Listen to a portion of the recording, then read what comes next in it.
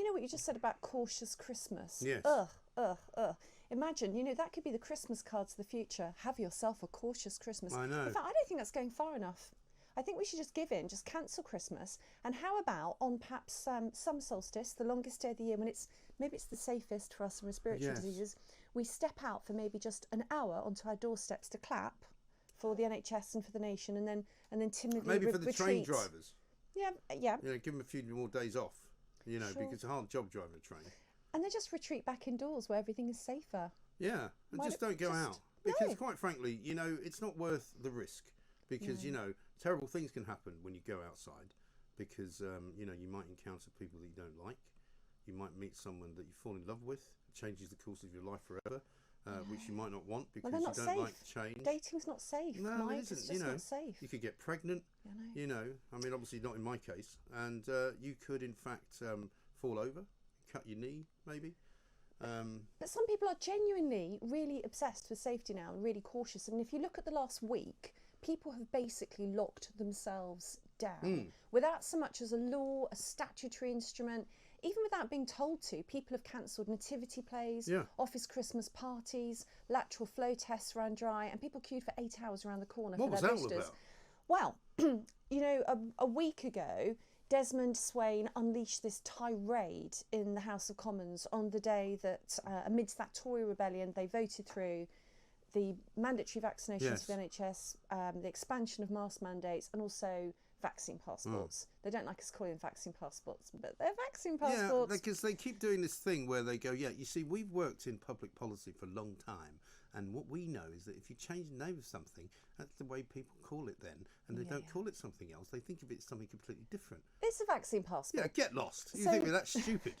So Desmond Swayne had this tirade about life under the Ministry of Fear. Yeah. And of course, my ears pricked up because this is totally in line with what I've been saying, you know, for months now, you know, that the government does weaponise fear to make people follow the rules. Yeah. And he said that they've unleashed their dogs of war and they're twisting the fear levers. And he's not the only one. Andrew Bridgen said that we're in an epidemic of fear. Yeah. And, you know, this would be one of my points, that epidemics will come and go, but our basic psychology is here to stay. Yeah. And we don't want a government that's deliberately pressing fear buttons to make us do what we're supposed to do. Yeah. So I thought I'd do a quick roundup of what life under the Ministry of Fear has been like. Let's do it. Because the thing is, I get asked to write a sequel to my book, A State of Fear, but I don't need to because they just keep doing the same thing over and over. So first of all, we had the announcement last Sunday when Boris Johnson told everyone to just stop doing what they're doing and interrupt the nation's TV viewing on a Sunday to deliver his alarmist This was his tidal wave speech, right? His tidal wave Tidal wave. Yeah, and because I am a little geeky, I did notice that he used the word in under 7 minutes of talking. He used the word boosted 8 times, booster 8 times, vaccination 4 times, jab, vaccinate.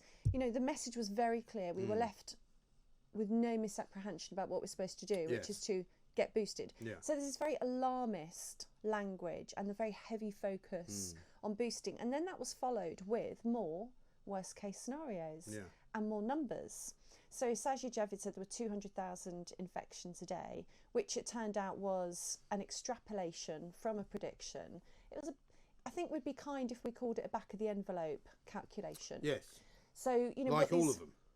These numbers that crumble like monsters made of icing sugar when you just poke at them a little bit and see what's behind them.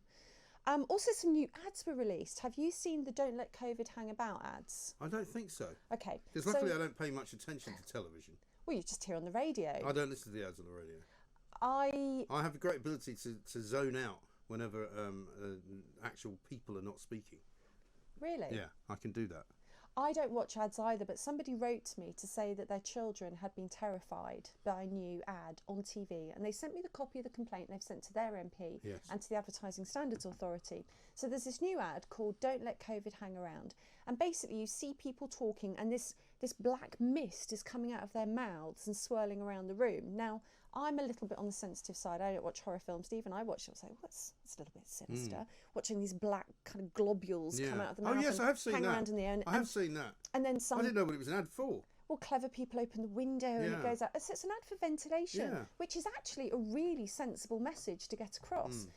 But think of the children. It's actually quite sinister for children. And so this guy was saying that his 2 children had nightmares and his 6-year-old daughter the next day was crying on the way to school because she's so scared about germs. Yeah.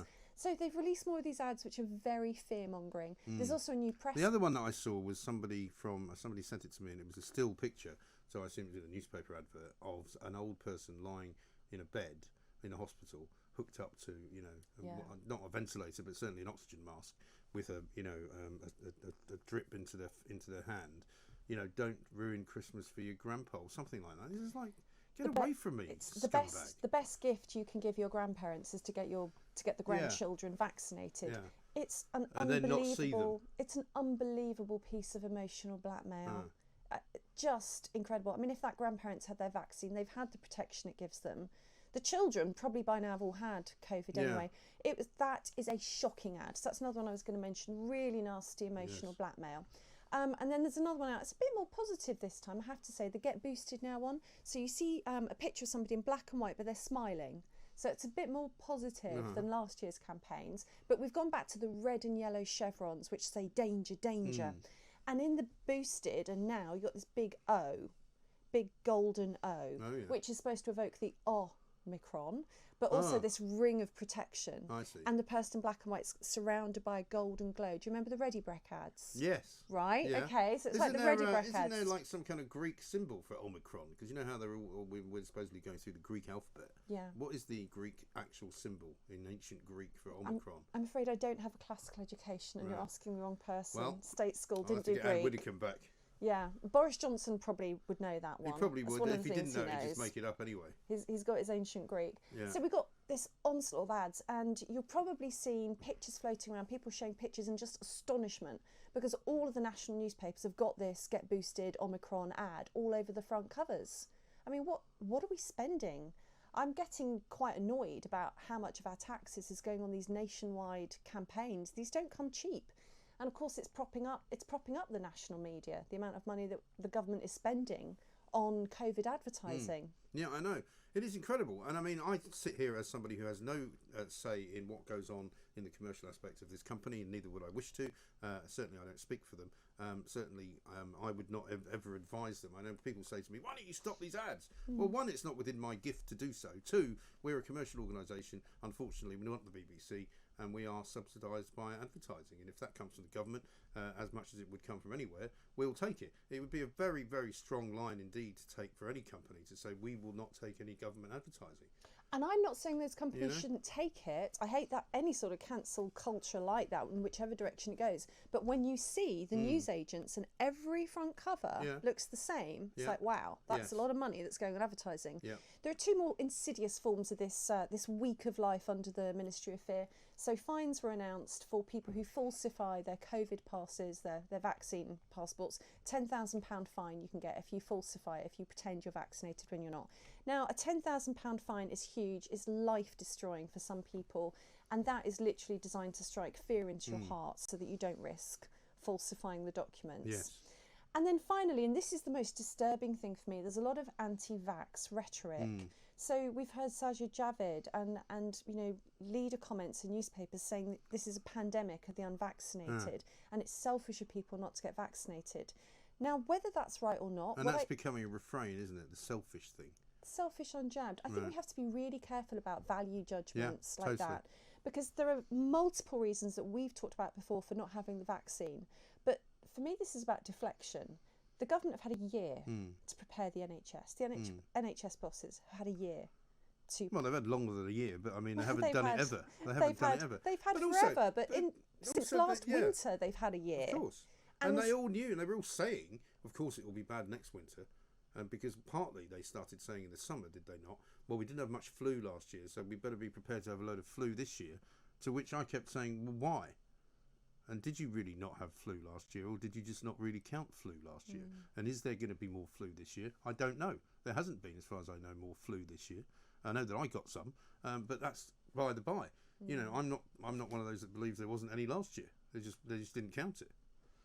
Well, I mean, I have no idea about that one way or the other, but I'm getting really concerned about this anti-vax rhetoric, because a government that tries to instill division between people, to make them do the heavy lifting, to make a policy come about, has resorted to really underhand techniques.